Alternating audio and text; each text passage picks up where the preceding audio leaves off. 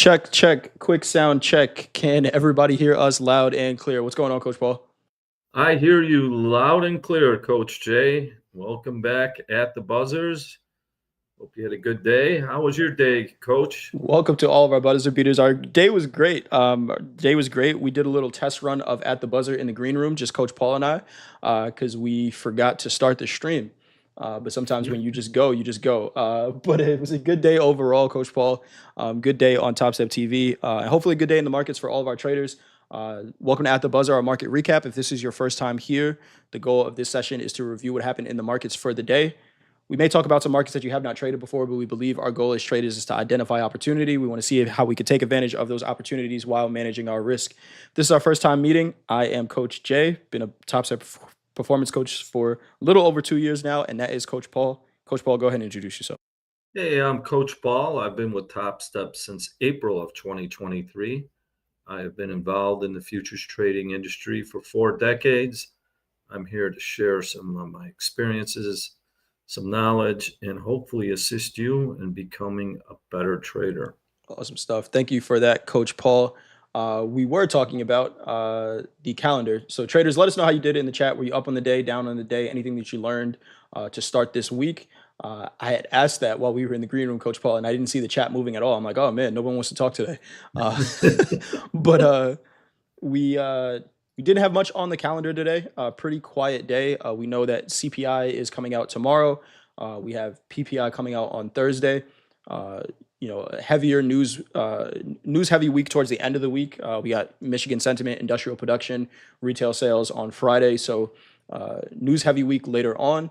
We did have the U.S.-China deadline, which was supposed to be tomorrow. We saw that deadline was pushed out another 90 days. So we don't have to worry about that for now. I'm sure we are going to continue to hear news about trade deals between now and that 90-day deadline. We will see what we can actually get done. Jojo in the chat says, quiet day, bro. Did you see that sell-off? Yeah, it was a pretty nice sell-off and then a rally into it, into the close. Anything you got on the news, Coach Paul?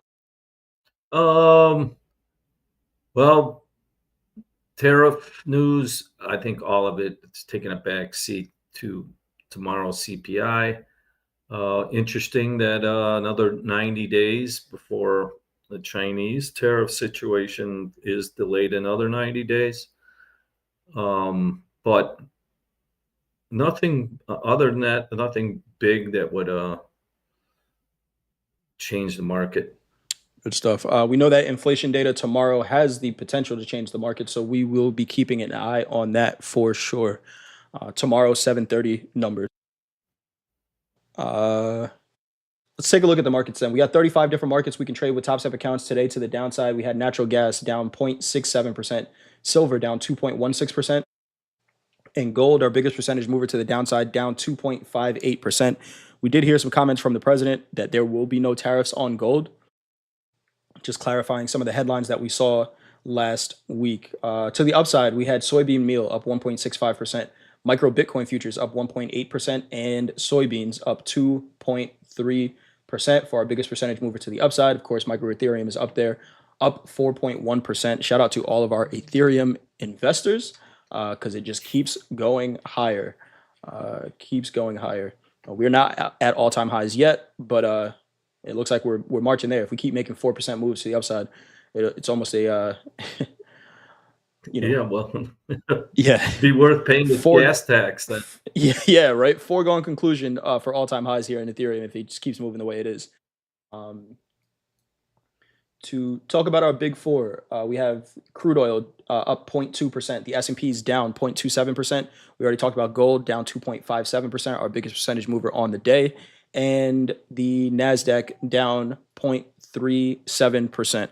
I'm going to pull up a Nasdaq chart here on the daily, Coach Paul. What are we seeing on this daily chart? Little selling against tomorrow's big number. We didn't make an all-time high. Looked like we were going to. Looked like we were going to. Still have a chance. Still curled up, butting up against all-time highs. By the way, Friday was the all-time high settle. So a little backward movement, still intact on a bull run. Nothing there. It shows me that this is turned around. Still in a buy the dip. Is this the dip to buy? Well, we'll see very soon. Yeah. Nice rejection up at those highs. We opened up the session, the daily candle, pretty much where we closed. No gap in the overnight session. We looked above the high of that range. Hogan and I talked about it. If we don't find any buyers above Friday's high, then 50% of that daily candle is a decent target to the downside. Of course, this is the Nasdaq, so we ran it by 50 points. But what's 50 points in the Nasdaq? Let's take a look at the half an hour chart. Last night's open.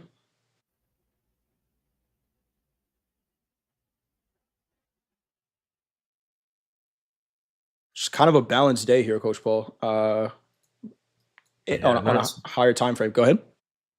Not surprising. It is August. We do have big number, and we vacillated. VWAP didn't leave the range till late in the day. So really nothing much there. Actually, for some traders, this is a great opportunity. Yes, it is. Back to the mean. But one thing to notice, the 20 crossed the 50 moving average.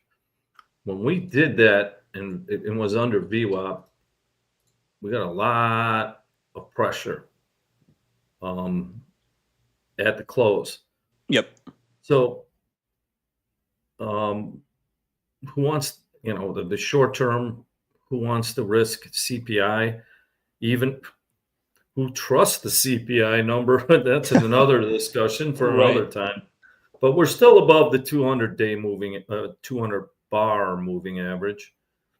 And that seems like we're on some great support. But right here, I would say longs getting flat.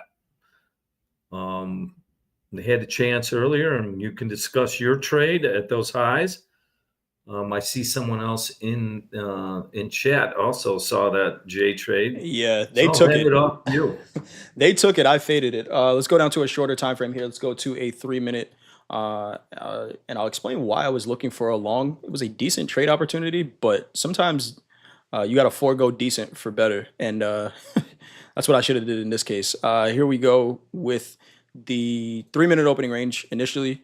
Kind of chopped around for a little while. That first hour or so of trading wasn't the best price action for my style of trading, but for a range trader, maybe decent. We kind of channeling higher, but not really making any progress. We really saw the volume start to come in at the top of the hour when fast markets was closing. Shout out to Doom, who was in a trade along from 23,727. I think he was in that trade before fast markets even started. He sat through the drawdown. That is a function of trading micros. If Doom was in minis in that trade, he may have blown his account or been down $1,000 on that trade. But trading micros, you can trade with a wider stop and just allow the market the room it needs to play out. So really nice trade there, and I think he got to his profit target up here near 23,800s on the close there on these highs. But the trade Coach Paul was talking about is this right here at the high. Remember, tomorrow we are going to be having a top quiz. This is for sure going to be on there. What is this trade called, and why did I ignore it? I didn't see it. Yeah, I didn't either. We were like going into the Thunderdome segment. I'm not making any excuses, but normally I shut my brain off during that time, especially if I'm going to be running that segment as a driver. And I was in host mode, and I took a long. I did take a trade. I did take a long. We did have this candle right before that J trade, exhaustion bar, like Brad just said. So I was taking a long off of 50% of this, right, where this was that buying coming in. I was thinking, oh, maybe we have the potential to continue to push higher if we pull back into that. And initially that was a decent trade, but it's a decent trade, right? It was good for 12 points. If we look at VWAP from the high of the day, that was a resistance. Should have been a sign to take off the trade. And, this is where I asked myself, is this setup that we were taking here, is that really an A+ setup? What was the quality of that trade? Ultimately, it didn't cost me a whole lot, right? It was a losing trade, and I'm very happy to have my stop where it was. I was risking about 13 points on this trade, Coach Paul. If I stuck to my bias here and said, no, this market has to go up, I lose a lot more than 13 points. I lose 10 times more than that 13 points, and I'm not having a good day. I think at that point, I showed you guys I was down about $500 on that account, was able to end the day back in the green, minus whatever commissions are going to look like. But took a long towards the end of the day. If I don't get out of this trade and hold on to it because I need to be right, that recovery, and I don't try to look at it as recovery. I don't need to end every day green, but I may go on tilt holding through this entire move, Coach Paul, if I don't accept a loss. And well, defining and accepting a loss is the basis of consistent and successful trading. Now, like you said, you saw a reason to take that trade. What now? Were you certain of this trade? No. If I was certain of anything, I don't know if we'd be here, but no, absolutely not. No, not certain at all. It was a decent enough setup. I'd probably call it like a B- setup, if anything. But once we didn't get that close above that VWAP from the high of the day, I probably should have thought a little different. But again, we're not going to get them all right, and I don't try to be right every single time because I'd probably never take a trade. And Courtney in the chat said it as well. She said it's so difficult to short that close to all-time high. I saw the setup in the ES, but skipped it thinking it would recover. Courtney, I probably had a little bit of hope that we were going to make an all-time high here. It looked like it. But I also have to remember, and we talked about it before, we got CPI tomorrow, Coach Paul. What is the likelihood that we made that all-time high prior to this CPI number? It could have happened. Anything can happen. But we said it in the opening call, right? How directional are we really going to get in these markets before huge inflation data?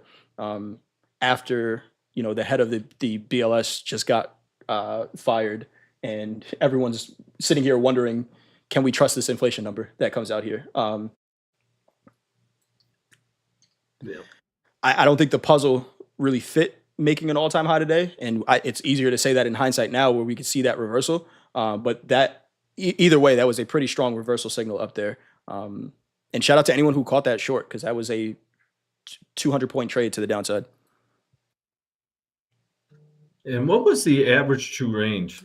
ATR I'm on a 3-minute here. ATR was 14 points. So risk 28, picked up 56. Yep. And you definitely could have done that. Definitely, or more. But quickly, efficiently. Yeah. That's a classic J trade that goes in the dictionary next to your picture of an exhausted candle, buying candle. So yeah, we're getting better at identifying those. We're getting better at identifying it. Should execute it, but again, you're not going to execute the best every single time. And I think it's easy to look at a trader maybe on TopstepTV or whatever it is. You see somebody trading live and you're just like, oh, how could this person take that long setup or short setup? Everyone gets it wrong at some point. I think what's most important when you're watching anybody is how do they manage risk on any given setup, right? Because I could have taken this trade, Coach Paul, and went in with 50 contracts, and a 4-tick move in the opposite direction could have stopped me out because it's high probability, but if I'm over leveraged, then it's a loser. So I'm going to take losing trades. It is what it is. I look at it as one trade in a million, and not one of them should break the account. JD has a question for you, Coach Paul. If you were executing all that sell inventory, are you just selling 2,000 contracts an hour with no discretion? Well, that's what a algorithm would do. I would have discretion all the time. Now, it's easy to say, you have to see how much comes to you. You know what's interesting? It's a great question. Is we really didn't have much volume on the way down. It was most of it was below average or average. Yeah, below it. So if the 2,000 contracts, you'd have to feed it out 50. Maybe, like a computer would do it 50 every 30 seconds, let's say, or break it up, wait for, but a computer doesn't, I don't know how well they've become, and they're pretty good. If there was a big bid in there, they might just hit it. I'd imagine that they have that in the algos now. But now for me, executing that, I would start with getting rid of 500 contracts and see how that was taken.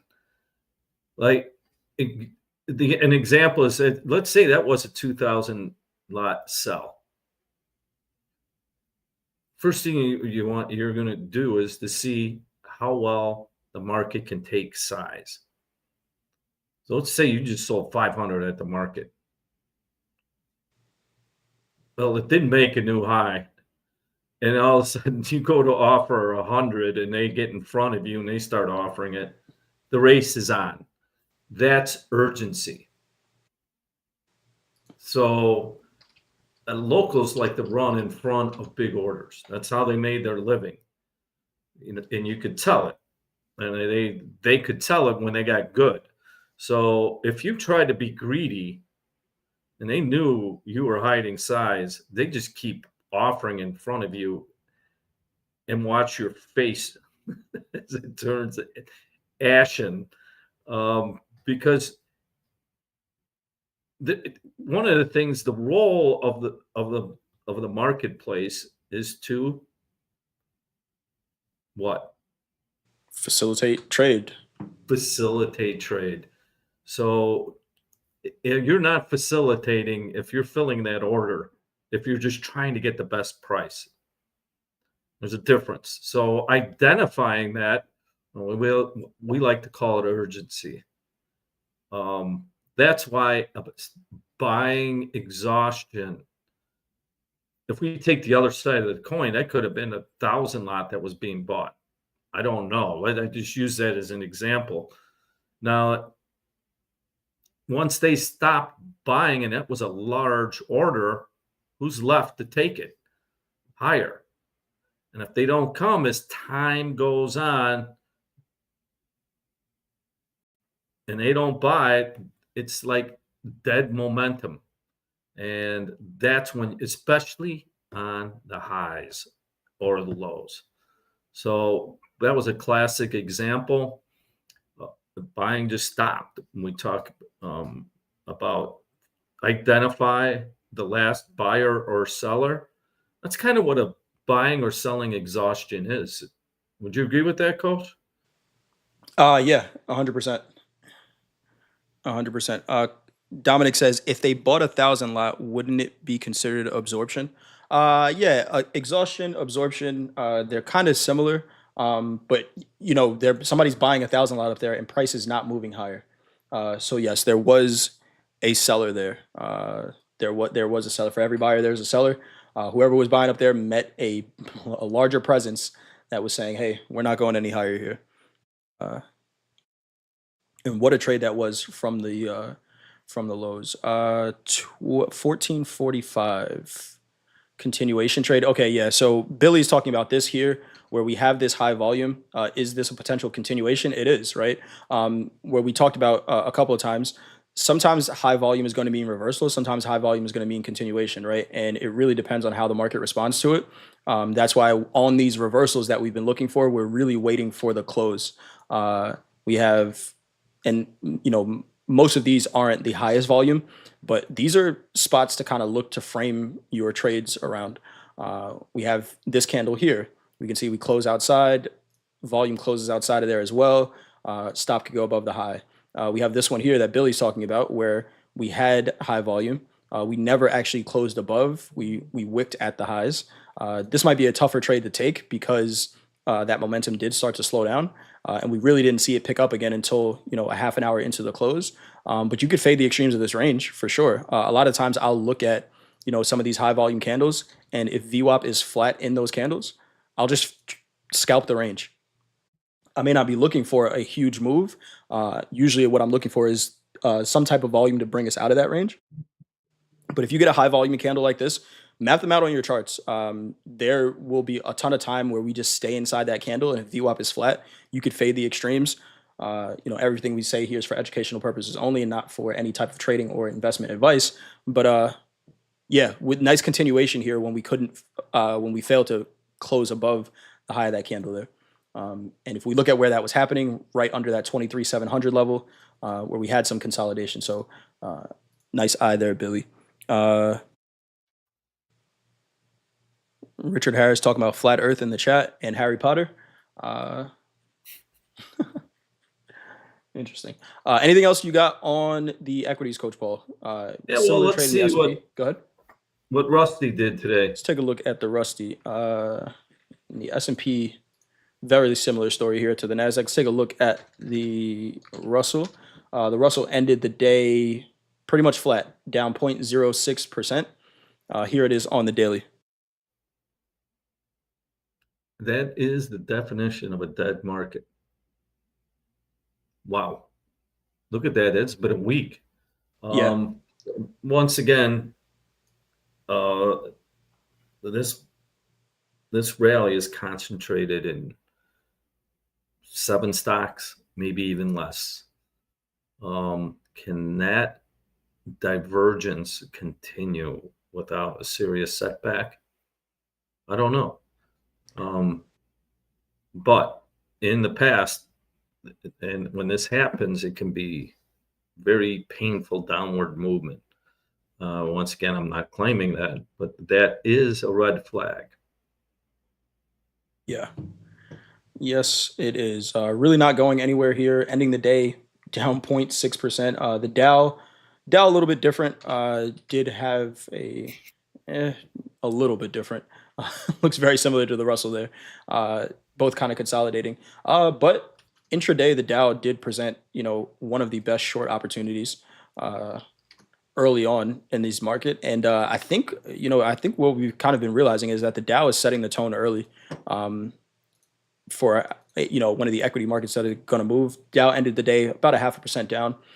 We can see we looked above the 3-minute opening range initially. No volume up there, no buying up there. Volume left that range, and a pretty decent trade here in the Dow. I don't know how many traders we have that trade it, but it's not a bad market to trade. Not a bad market to trade at all. All right, let's move over to gold. Hold on one second. Actually, Janish has a question. On the NQ chart, we had high volume at 11:05 Central Time. Does it qualify for that trade? You're looking at a 5-minute chart on the NQ, 12:05.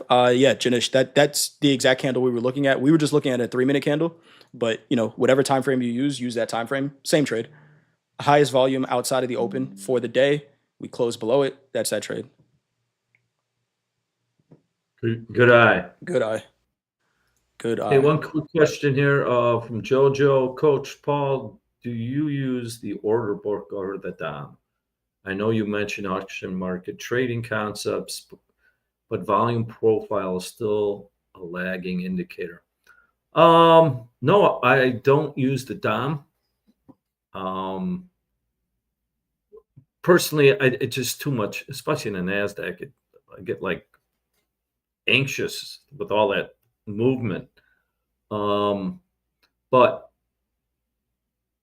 I like the VWAP that gives me the output of what the DOM has done, if that makes sense. And that's what I prefer. I don't rule it out. Some people are really good at it. It's not my strength. I like to have, kind of the result of the volume and the action. Good point. Ben says, I stuck in that trade at the top and went on tilt and blew an express account. Ben, I've been there, man. I've been there. It really is important to know. We talk about strategy here all the time. I don't care what strategy you trade. We have traders in the chat that will talk about, oh, look at my setup. It was the best ever. I call out these great levels. Uh, I can say that day in and day out, but ultimately we don't make money unless we can manage our accounts and trade it with, uh, a level head. So if you've been there, Ben, or if you're there right now, understand that your reads in the market in order for you to get to an express funded account, you did something right and you can do something right. But part of the battle with trading is accepting loss, and the quicker you can accept losses and just being wrong, the quicker you can make progress in this journey. And trust me, it sucks. I posted it on X the other day. I had a $6,000 losing day on Tuesday of last week. I was able to end the week uh, up on the week because I just put the losses behind me. It's just another day.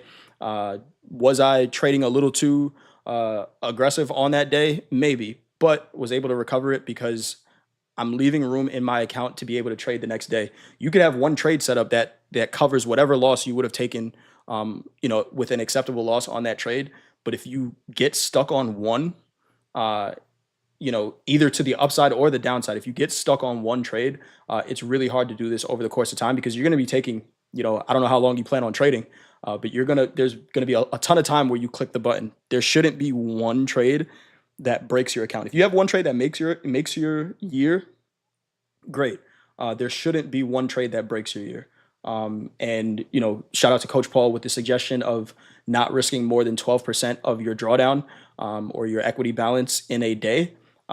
It's a suggestion that I hear and use with my personal account as well. And thank you to Coach Paul for that, because otherwise, where do we stop? So uh, save some room for yourself to make another trade. Uh, and I hate losing too, but it's part of this. Well, two things. Yeah, that percentage, don't give it away. Go Hmm. back and review it. And the reason I came up with that is because I used to do it. Yep. And with review is what I didn't realize at the time was I didn't accept the risk when I got in the trade. I can say I did, Yeah. but if I truly did, what would I have done? Put in a stop. Yep. And that you made the XFA, you have the skills. Now you learned a big lesson. Risk not thy whole lot. Um, and go back and you believe me, I've done it enough, but it's just I can't allow it to happen again. I just can't. But you have the skill, take the lesson, mark it out, and when you do that, you're going to be better for it. Yeah. 100%.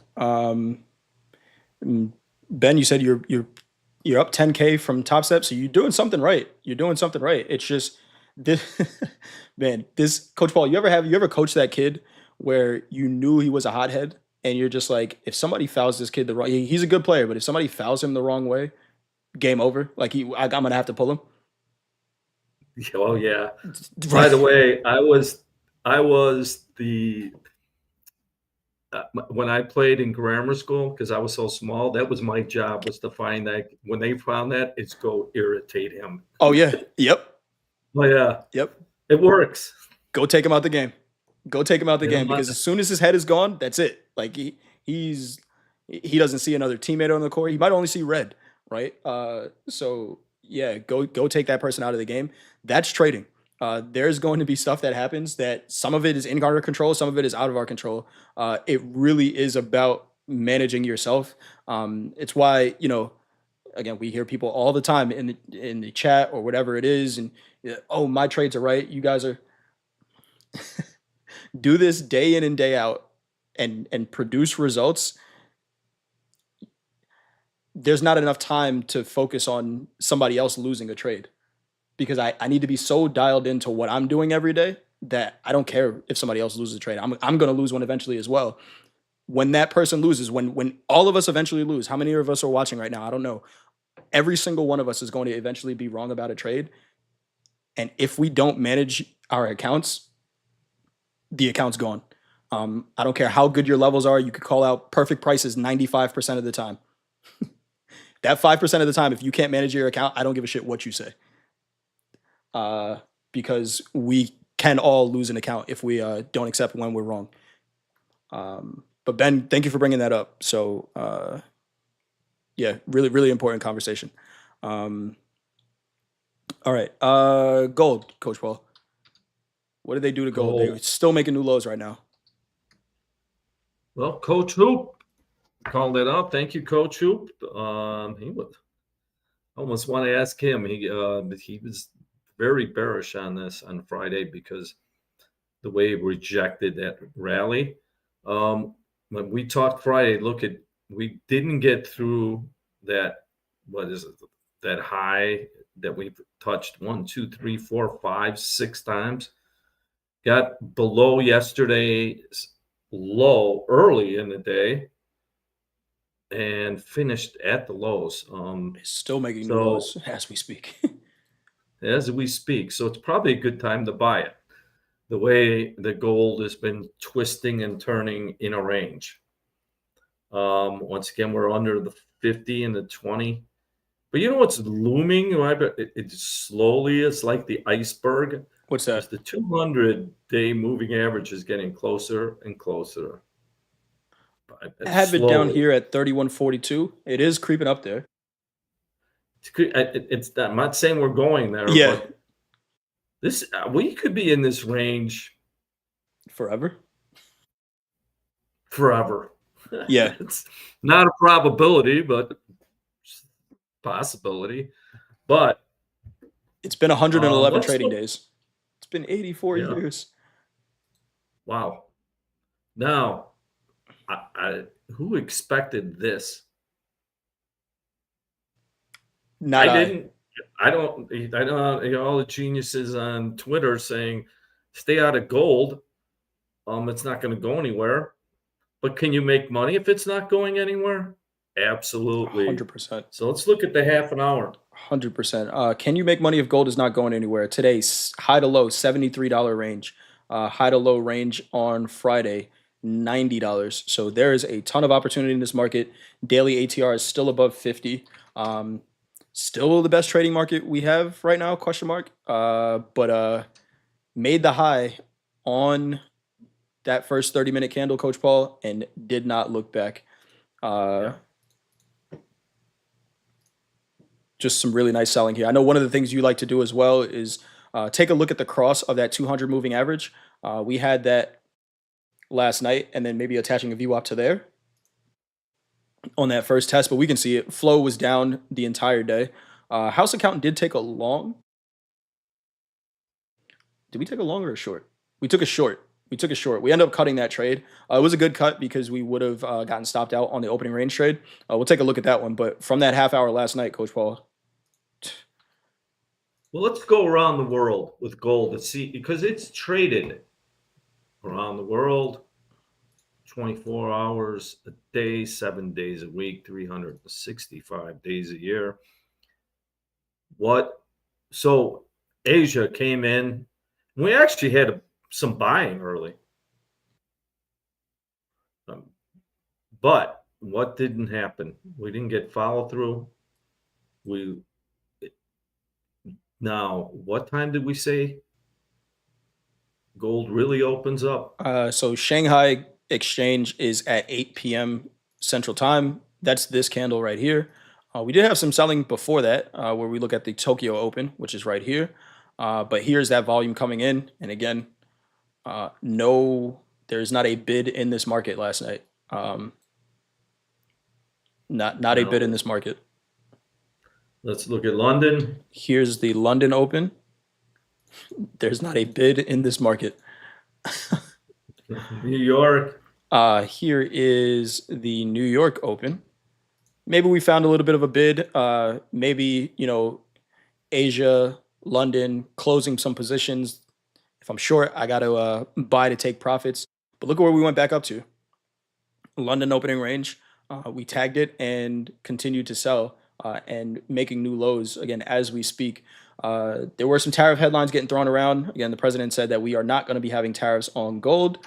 I guess maybe until we do have tariffs on gold.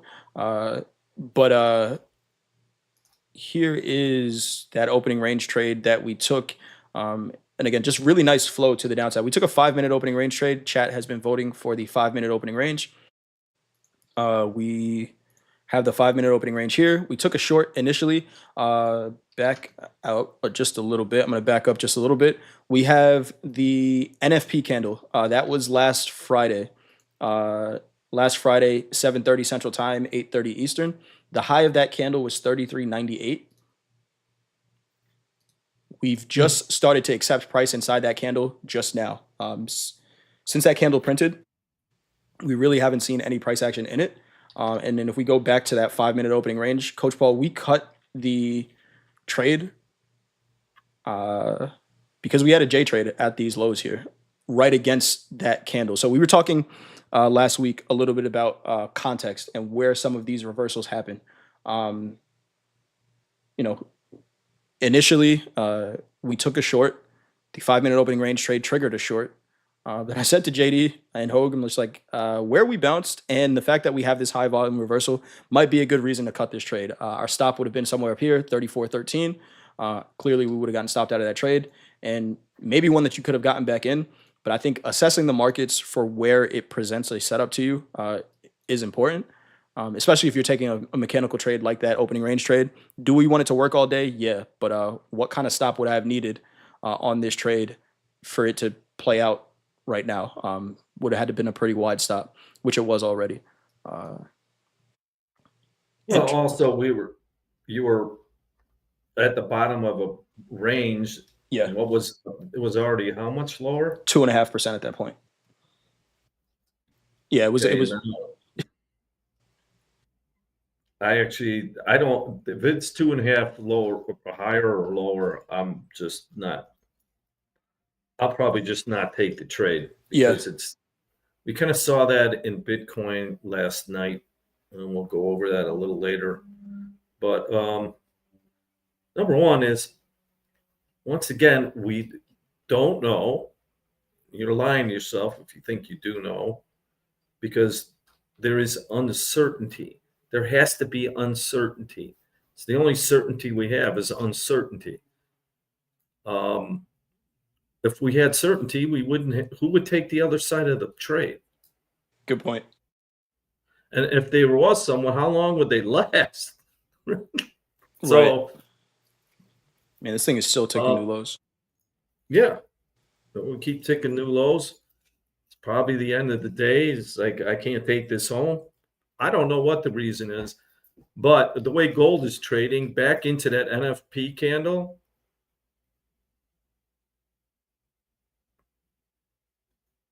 probably find support. Sold. Oh. Probably find some support down there, and that is, the lower extreme of that candle is the lower extreme of this range that we've been in on the daily, right? Hogue and I were talking about this morning during the opening call. It's the pattern. The pattern is the pattern, right? We have this trend line from the all-time high. We peaked above it on Friday. We couldn't hold above it, and until this pattern breaks, we're going right back to, here's 3 points. That's where we had it before. Maybe we can extend that a little bit, but right back to the lower end of that Dorito until gold figures out a direction. Until it does, I'm okay with it staying in this range. If it's going to give us 90-point days or 70-point days or $70 days, I'll trade it. I'll find a trade somewhere in it. But yeah, on a higher time frame, it's just not going anywhere yet. Anything else on gold? That's it. Good stuff. Right. I see we've got some questions in the chat. I saw a question in the chat. I believe I heard you say once that when trading combines, you don't set your risk by dollar amount. That's correct. I mean, that's kind of just in general. I try not to focus on dollar amount risk. when you're setting a stop, right? I can't get in a trade and say, hey, I only want to lose $100 on this trade, but I want to trade 5, Nasdaq minis. Um, I think the trade should be based on some type of market structure, some type of market, you know, market based information. Coach Paul uses the ATR stop, right? 2 times the ATR is your stop. Um, but the trade should be based on some type of market structure, right? If I put on a trade, and a lot of times what you'll see me do is put on a micro, or just to measure what the risk is on a trade, and then I'll build into a position from there. But your trades really should be based on some type of market structure, right? If I'm trying to fit the market into my account's not big enough to do that. I got to fit my trades into the market. So stops based on structure, and then I can decide how much I'm willing to pay to determine whether or not that structure is wrong.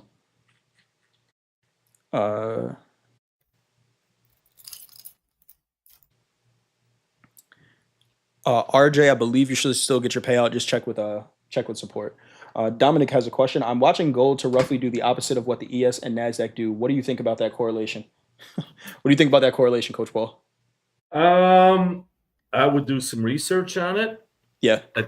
And see how consistent that is. But I do suggest, well, at least I do, is I trade each market on its own technicals. They have its own internal technicals. But if you have the data and you've discovered an edge and it's consistent, by all means, do it.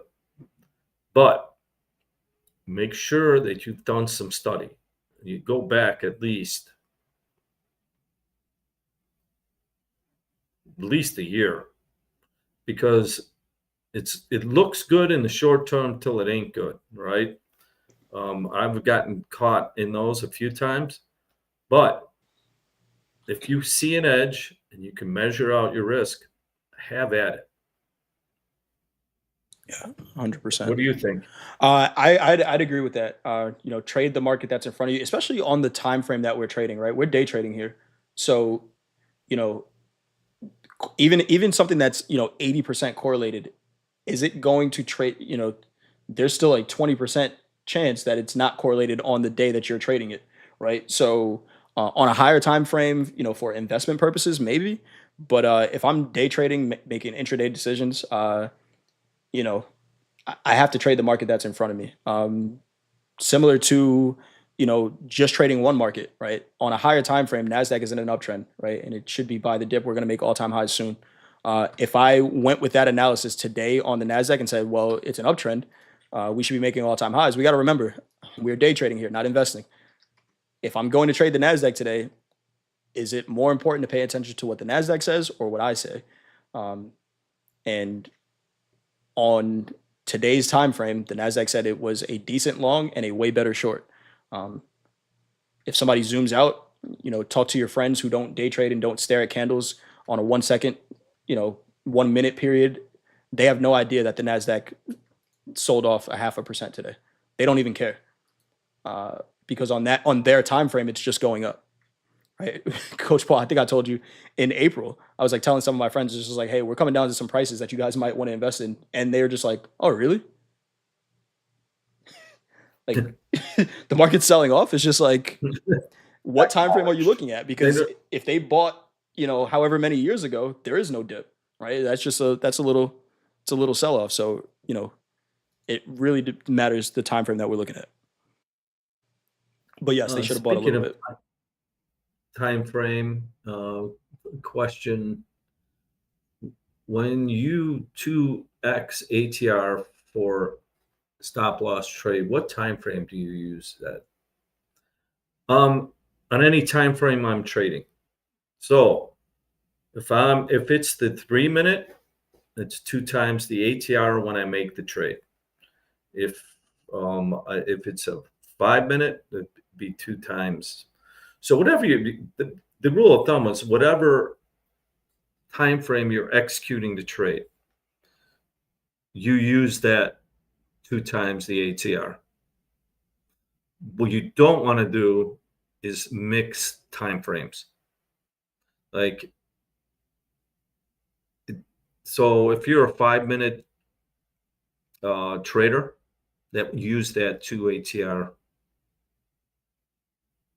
Now, for my position trading, it's bigger. I use the half an hour, and it's bigger. It takes, but I'm taking more risk, and I'm not leveraging as high. So to understand that every time frame is going to be a little different risk, right? A lot of people like to go real small time frames because they don't want the risk. But with that, you take more trades, you have to take more losses. That can weigh on your emotional account. But bottom line, if you're in 3-minute, 5-minute, 1-minute, that's the ATR you use. Awesome stuff. Thank you for that, Coach Paul. All right, let's talk about crude oil a little bit. Crude oil. What are we seeing here on the daily? It had a nice bounce off of Friday's break, back to the 200. We were rejected. So what do we have? We could consider this short covering. Finally, after 1, 2, 3, 4, 5, 6, 7 days in a row of lower trading. Now, Needed a bounce, right? and it's kind of a dead cat bounce. Sorry, cat lovers. No one likes mosquitoes, so a dead mosquito bounce. Is there anyone out there who likes mosquitoes? I definitely don't. I Right. definitely do not. Ugh. But possible bottom. We were within yesterday's range with light volume.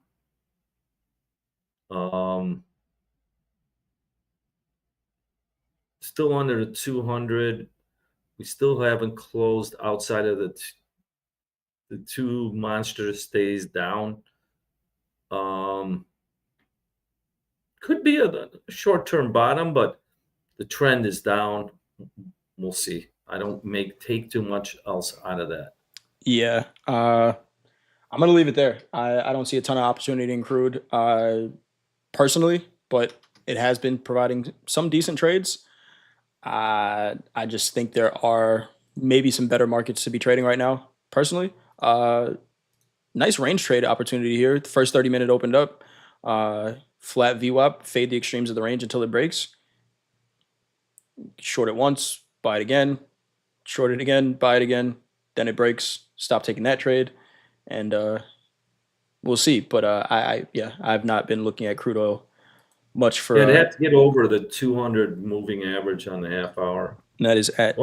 Watch that tonight. That's actually, maybe I'll trade it from the long side, but other than that, I'm not going to get too aggressive. So that's a different story there, Coach Paul. If we get above that 200 moving average on the 30-minute, with how heavy this market has been under sell pressure, we could have a nice move. Could. And again, that's not trading or financial advice. There's a couple of things that probably need to happen. Need to see some volume above that 200 moving average as well. But it is getting pretty consolidated down here with these moving averages. Interesting. All right. Any other markets we want to talk about, Coach Paul? Yeah, let's look at Bitcoin with a huge move over the weekend. No, it opened up like 2,500 higher, but yeah, something close to that. Now let's frame out that first half an hour. Now, can you buy it when it's that much higher? Well, absolutely. Can you sell it? Absolutely. But this is trading. How do you do it? Let's say you just said, I hate Bitcoin. This crypto thing's a scam. I don't, so you want to sell it. Yeah. Okay. Yeah, I mean, that's could be right. So what is your risk? Well, using the half-hour time frame. I Uh, sell it, makes a new high. Outside of that range, I could get out. That's small risk. I could go to the 2 average true ranges. about 900 ticks or $900. How do you quote Bitcoin prices? I don't know. So it'd be about $90, $90. or actually 45. I think it's 50 cents. It takes $45. So I put on 10. I lost 450.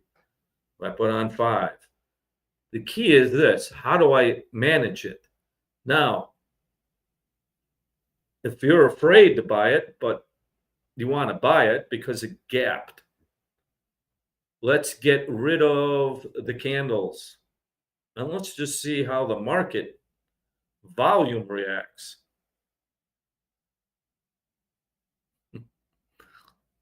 It's a different story. Right off the first half an hour, what happens to VWAP?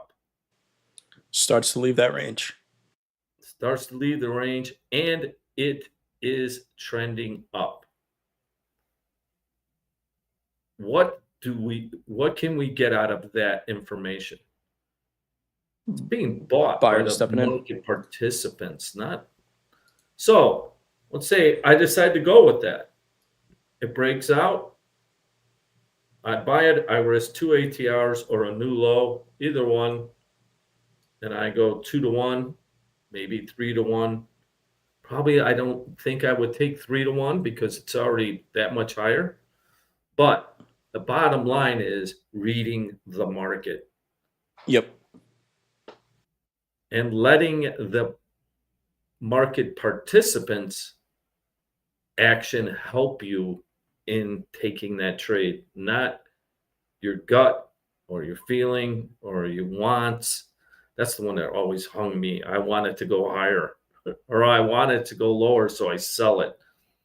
Um, None of that. Read. Well, that's what we get out of volume. What are the other participants doing? And it hit pop. I wouldn't have thought that. I did buy it. I did get 2 to 1. Um, but not a big amount of money, but it doesn't, it's the trade, reading it. I can tell you now, in the past, I would have never taken a buy there. But look at that. It could just come right back and then I'm done. So thinking in the present, using tools that measure volume, not just price, you get a good idea that this market was being accumulated and bought on the first hour after opening. What was it? 3,500 higher? I think it opened up about 1,500 higher. Uh, 1,500 higher. but um, nice movement today, nice trade. Now let's look at the daily. And for Philip, we'll get back to your question about the. Well, if we get back to the daily, we need to put the chart. Oh, that doesn't look good. That's that's a big wick. Now let's look at the 20 and the 50. Starting to turn a little bit here. Yeah. Now, can it fill that gap? Well, it looks like with this, my gut is yeah. But what, I don't know, what was the news that Bitcoin was going to solve all the problems of the world? Still is, right? This is just a little hiccup. Just a little hiccup. um, Still, anyway, we're above the 200, above the 20. Let's watch it tonight to see how it fills that gap. One of the ways I look for a gap is to keep that VWAP from the opening over the weekend.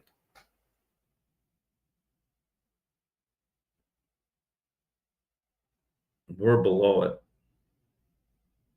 Now, another it won't take much. Well, there you go. Where's the 200? It is right there. Well, we crossed on the close. Not a very good close. Yeah. But not a good close at all. What are your thoughts here? Same thing here. Not a good close. It looked like we were gonna at one point make new all-time highs, and then we turned around pretty hard. And that move up towards those all-time highs happened on lower volume. So, higher time frame. Am I bullish Bitcoin? Probably so. But for day trading, again, we're day trading here. Wouldn't be surprised at a little bit of a pullback. Uh, Maybe to even close that gap. We know there are no real gaps in Bitcoin. It trades 24 hours, but with our futures contracts here, we're limited to 23 hours. So let's see what happens here. For Philip, why are we marking out this first 30-minute candle? The markets open up at 5 p.m. Central Time, 6 p.m. Eastern. And we're just looking at it like an opening range trade.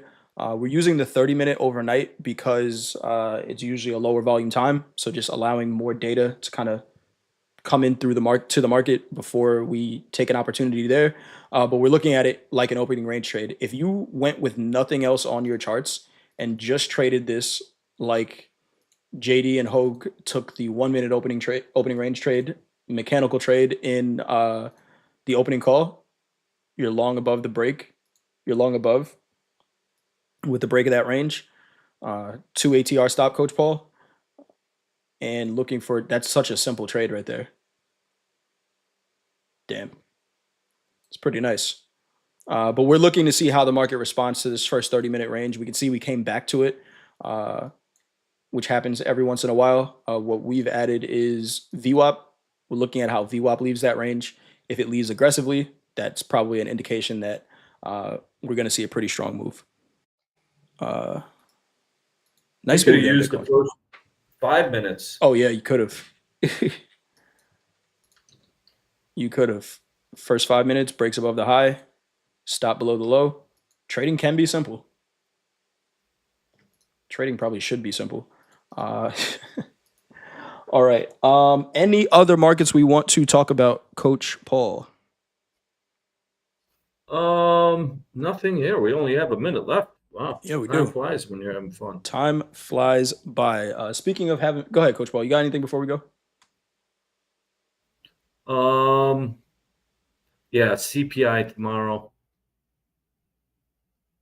Wait for the news to come out. Please. Trade accordingly. If you're trying to conserve capital, let the people who have to trade in front of it trade. Yep. Let it happen, and then don't be a hero. Preserve your capital, preserve your account. And that's the best advice I can give. Awesome stuff. Thank you for that, Coach Paul. Yeah, find the CPI print, whatever the last one was, on your calendar, and ask yourself, do you want to take risk in that candle, not knowing exactly where it's going to go? It's what we normally do here, but same way we frame out any other high volume candles, I'll be framing that one out, and that'll be my compass for the rest of the day.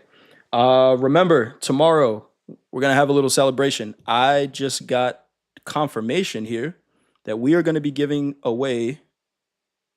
Let me see. Let me read this text real quick. Drum roll. We are going to be giving away 10 free resets tomorrow to our audience. It's what I could do for you guys. We're going to be giving away 10. So we're going to be doing a top quiz based on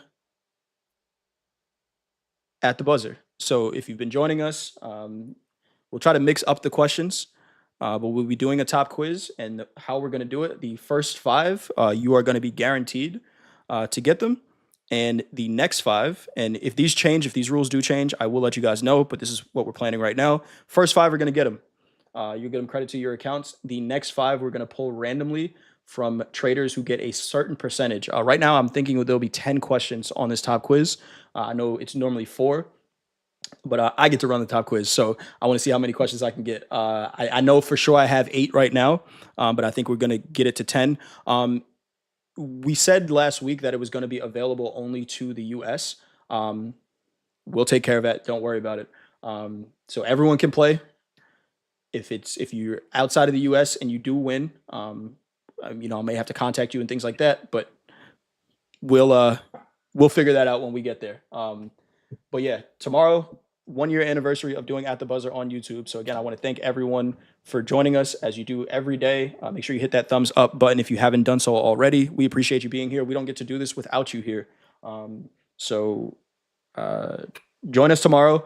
I am going to announce it on Topstep TV tomorrow. So we may have some more guests with us because we know every time we say free, the party starts. But the thing is, you got to be watching to know the answers to most of the questions, right? So we'll make it fair. Throw out a couple gifts to any of us that join late and that don't join us all the time. But if you're here, what do the kids say? If you know, you know. Those kids. If you know, you know. So that's all I got. Trade well tomorrow. Trade smart. We got Coach Hoop coming up with his class in Discord in about 13 minutes. And we have Coach Ray and Coach Vince, 6 p.m. and 7 p.m. Central Time. Of course, Dakota with Slow Markets at 7:30 Central. I will be joining Dakota tonight. And then we got Aaron for the London Open, 1:30 a.m. Central. D with the Euro Trade, 3:30 a.m. Central. And then we'll be back for the opening call tomorrow at 7:15 Central Time. So have a great night, everybody. Thanks again for joining, and we will talk to you all tomorrow. Bye. Bye.